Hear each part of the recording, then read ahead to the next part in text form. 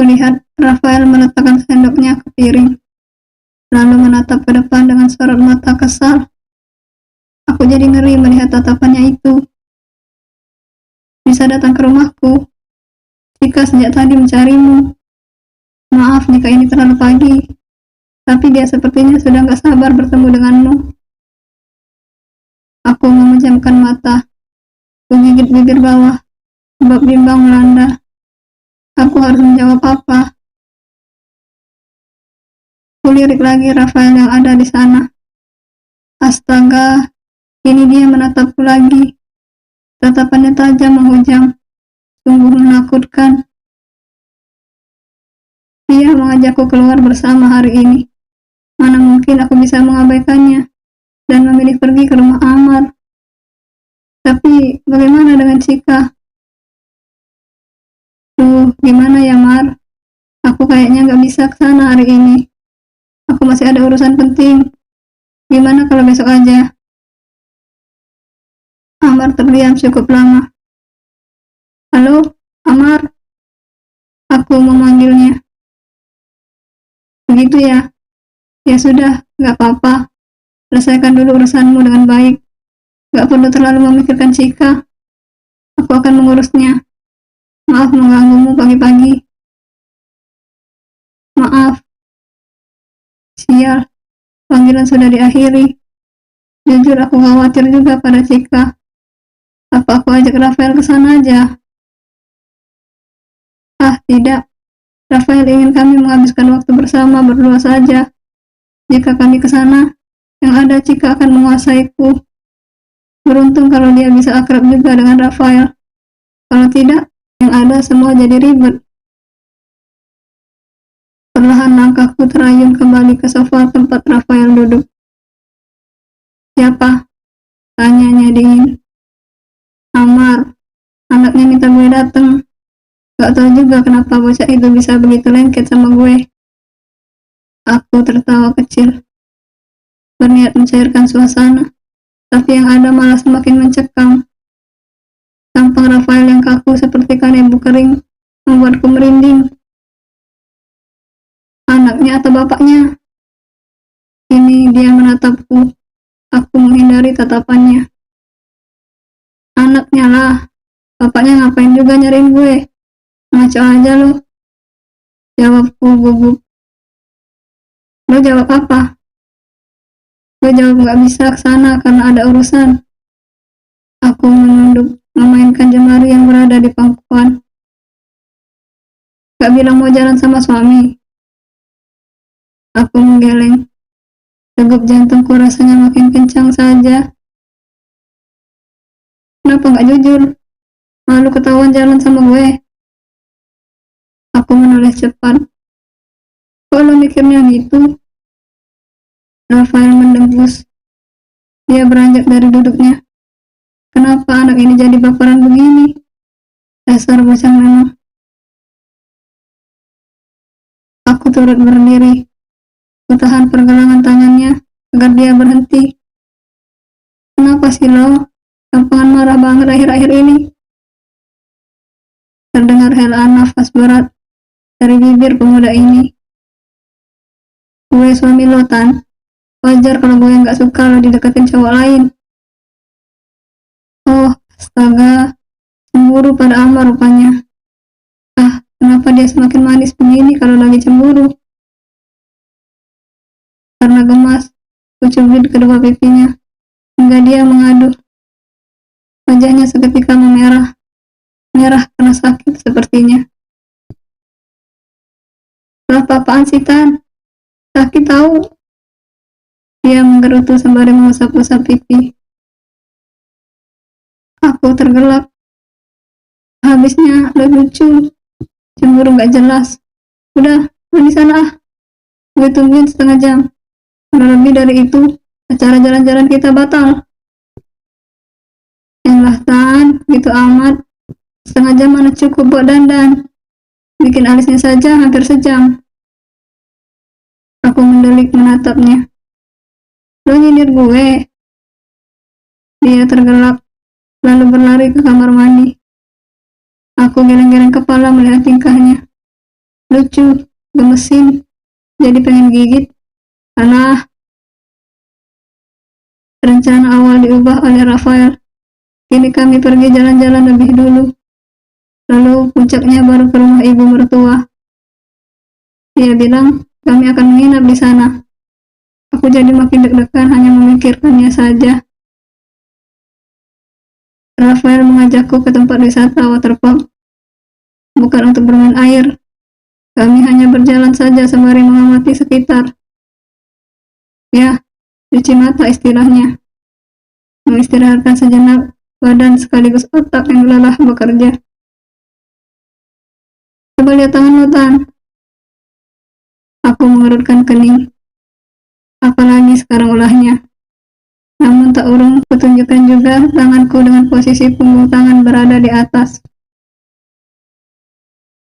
Kebalik itu, Tan, protesnya. Aku mendengkus. Lalu dengan malas, berubah posisi tangan hingga telapaknya berada di atas. Perlahan dia meletakkan telapak tangannya di atas tanganku.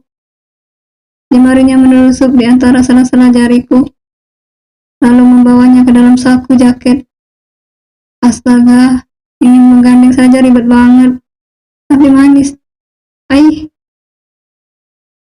basi banget sih, ucapku dengan pipi yang sudah terasa panas. Semoga saja ronanya tak terlihat oleh Rafael. Tapi manis kan? Bisiknya di dekat telinga. Aku buru-buru mengalihkan pandangan hanya untuk mengulum senyum. Malu jika terlihat senyum di depannya. Senyum aja, Tan. Gitu aja pakai malu segala. Aku menoleh cepat. Kulihat Rafael menatap ke depan dengan bibir menahan tawa. Lalu, saat tahu tengah kuperhatikan, tawanya tersembur juga. Rupanya aku baru sadar. Rafael begitu tampan saat tertawa. Matanya yang menyipit terlihat sangat manis. Rafael menarik tanganku dari jaketnya, lalu mengecupnya lama. Love you, Tan. Lagi-lagi aku berpaling. Kali ini disertai dengan debaran yang mulai menggila. Jatuh cinta yang sejak dulu kutakuti, kini aku rasakan juga. Apakah aku harus memberanikan diri untuk ini? Aku sungguh bimbang. Mau es krim, Tan? Aku mendelik lagi. Lo pikir gue anak kecil? Rafael mengacak rambutku dengan gemas. Bagi gue, lo gemesin kayak anak kecil, Tan. Bikin gue jadi pengen gigit mulu. Sayangnya nggak dibolehin. Aku mencubit pinggangnya. Dasar omes. Begitu banyak yang kami lalui hari ini. Semua terasa menyenangkan. Mungkin ini yang disebut cinta itu indah. Hanya saja ini masih awal. Belum nanti jika konflik mulai berdatangan. Dan aku tidak yakin mampu untuk itu. Saat ini kami tengah makan siang di salah satu warung pinggir jalan. Meski sederhana, tapi tempatnya terlihat bersih dan terasa nyaman. Gak apa-apa kan gue ajak makan di sini? Aku tersenyum. Emang kenapa? Ya, lo kan orang kaya. Malu aja gue ajak lo makan di tempat sederhana begini. Lo tau sendiri kan, Tan? Isi dompet gue gak seberapa. Gak bakalan cukup dipakai buat makan di restoran mewah. Dia memasang tampang sungkan. Ish, apaan sih lo? Mau di tempat mahal, mau di pinggir jalan, semua itu sama aja. Makan ya bikin kenyang. Terus ntar ujung-ujungnya dikeluarin jadi kotoran juga. Rafael tertawa kecil. Ditantun malah ngomongin kotoran di tempat makan. Aku memandangi sekitar dengan kikuk. Semoga saja pengunjung yang lain tidak mendengar soal kotoran. Habisnya lo macam mancing. Oh iya, by the way, gue belum lihat tuh isi dompet lo. Mana, coba sini gue lihat. Aku menadahkan tangan. Penasaran saja bagaimana isi dompetnya. Biasanya, seseorang yang telah memiliki pujaan hati menempatkan foto orang tersebut di dalam dompetnya. Apa iya fotoku ada di sana? Lalu gue Tan, buat apaan juga? Dia memandang arah lain. Laki-laki memang harga dirinya tinggi, terlebih lagi urusan materi. Gue cuma pengen lihat doang. Mana sini? Aku masih terus mendesak. Ku dengar dia mendengkus, lalu mulai merogoh kantong celananya. Nih, jangan ngejek tapi. Dia memperingatkan dengan wajah dibuat serius. Padahal malah kelihatan lucu. Dompetnya umumlah digunakan para lelaki di luar sana. Namun di ujungnya sudah tampak bolong. Kasihan sekali. Aku mulai membukanya. Dadaku berdebar lebih kencang saat melihat sebuah foto yang terpampang di dompetnya. Aku menatap Rafael. Dia juga tengah menatapku. Namun ekspresinya berbeda. Dia seakan tidak rela jika aku mengetahui isi dompetnya. Apa dia berpikir aku ingin melihat nominal uang yang ada di sana? Kenapa ngeliatin gue kayak gitu? Tanyaku sok garang. Udah gue bilang kan, duit gue cuma dikit. Udah sini dapat gue. Rafael hampir saja merebut dompet itu dari tanganku. Tapi aku dengan cepat bergerak mundur. Gue nggak berniat sama sekali buat lihat duit yang ada di dompet lo. Terus mau liatin apaan? Dia masih tampak gusar. Aku menunjukkan foto yang terpampang di bagian paling depan, karena memang hanya itu yang ingin aku lihat. Kapan lo nyetak foto kita? Tanyaku pelan, berusaha mati-matian menyembunyikan rasa senang yang begitu membuncah dalam dada. Rafael memasang salah satu foto kami yang tengah belepotan dengan buttercream malam itu. Besoknya setelah malam foto diambil, gue langsung cetak. Kenapa emang? Gak boleh. Aku menyodorkan dompetnya kembali. Aku benar-benar tak melihat uang yang ada di dalamnya. Bukan gitu. Gue pikir lo masih pasang foto Talita. Jawabku tanpa berani menatapnya. Tangan Rafael terulur ke atas meja.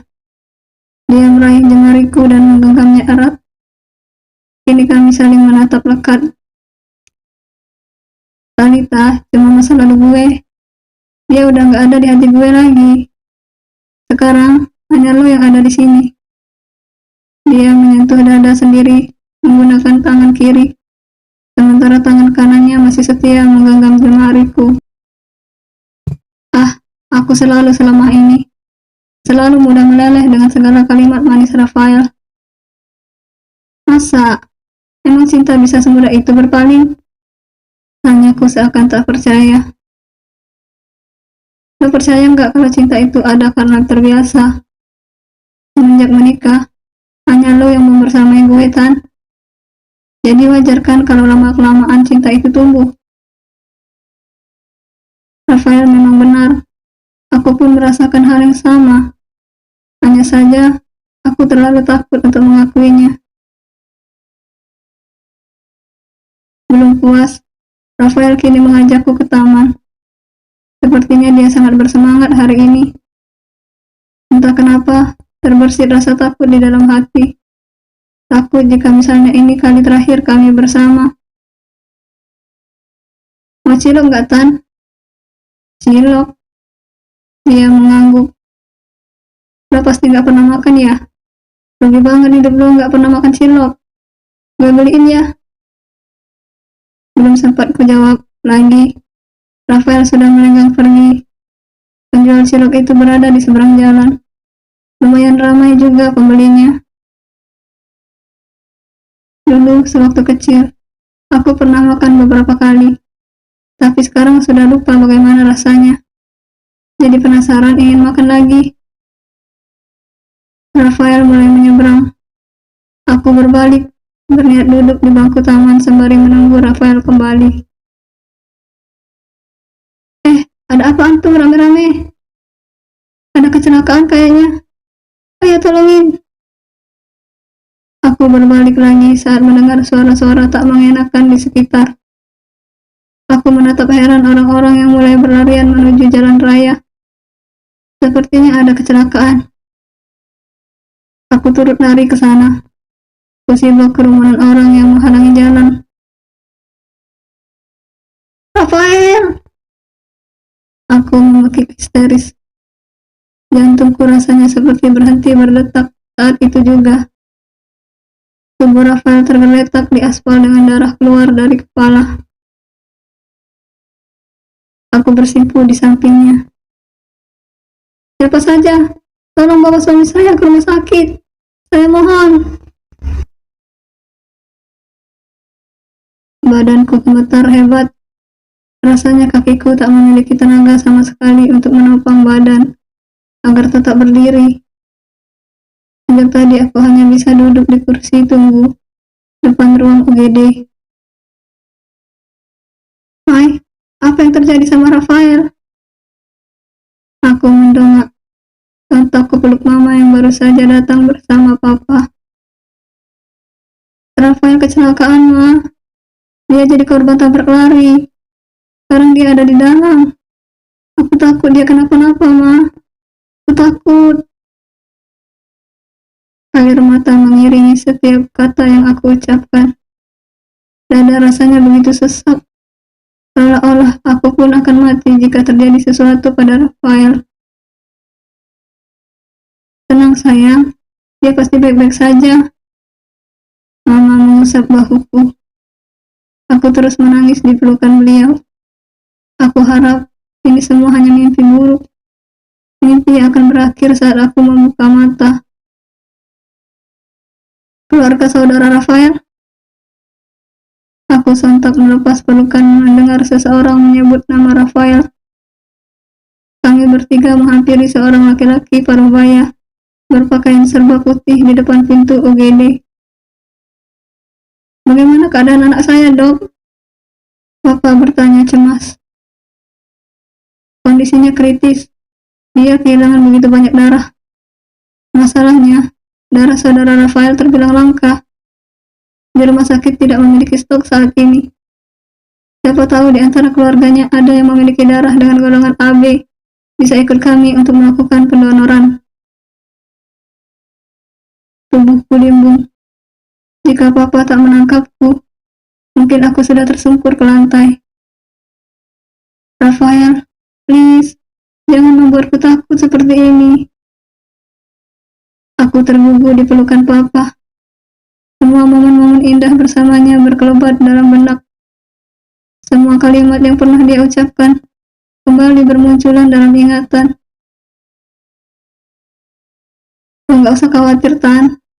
Sebelum lo benar-benar siap, gue gak akan paksa lo buat ngelayanin gue. Enggak, Tan. Gue cuma pengen meluk lo lebih lama.